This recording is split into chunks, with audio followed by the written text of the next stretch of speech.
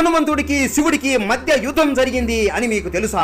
రాముడు అశ్వమేధ యాగం చేస్తున్నప్పుడు తన గుర్రాన్ని వదిలి ఇది ఎంత దూరం అయితే వెళుతుందో అది అంతా రామరాజ్యం అవుతుంది. ఒకవేళ ఏ రాజు అయినా ఆ గుర్రాన్ని ఆపితే ఆ రాజు రాముడితో మరియు రాముడి సైన్యంతో యుద్ధం చేయాలి. ఆ గుర్రం వెళుతూ వెళుతూ మహారాజు వీరమణి రాజ్యానికి వెళుతుంది. ఆ రాజు ఆ గుర్రాన్ని ఆపేస్తాడు. ఈ వీరమణి శివుడికి మహాభక్తుడు. ఆపదలో ఉన్నప్పుడు నన్ను తలుచుకుంటే వచ్చి నీకు సహాయం చేస్తాను అని శివుడు మాట కూడా ఇచ్చి ఉంటాడు. ఇలా గుర్రం ఒక రాజు ఆపేశాడు అని రాముడికి తెలిసి హనుమంతుడిని రాజ్యం మీదికి పంపిస్తాడు. అప్పుడు వీరమణి శివుడిని పిలవగా వీరభద్రుడు యుద్ధానికి దిగుతాడు. రాముడి తరపున హనుమంతుడు, వీరమణి తరపున వీరభద్రుడు, వీళ్ళ ఇద్దరి మధ్య ఘోరమైన యుద్ధం జరుగుతుంది. హనుమాన్ ఒక పెద్ద రాయి తీసుకుని వీరభద్రుడి రథాన్ని విరిచేస్తాడు. అన్ని శక్తులు ఉపయోగించి భయంకరంగా దాడి చేస్తూ ఉంటాడు. వీరభద్రుడు కోపంతో తన త్రిశూలాన్ని విసురుతాడు. కానీ హనుమాన్ ఆ త్రిశూలాన్ని కూడా ముక్కలు ముక్కలుగా విరిచేస్తాడు. హనుమాన్ జై శ్రీరామ్ అంటూ అరుస్తూ యుద్ధం చేస్తూ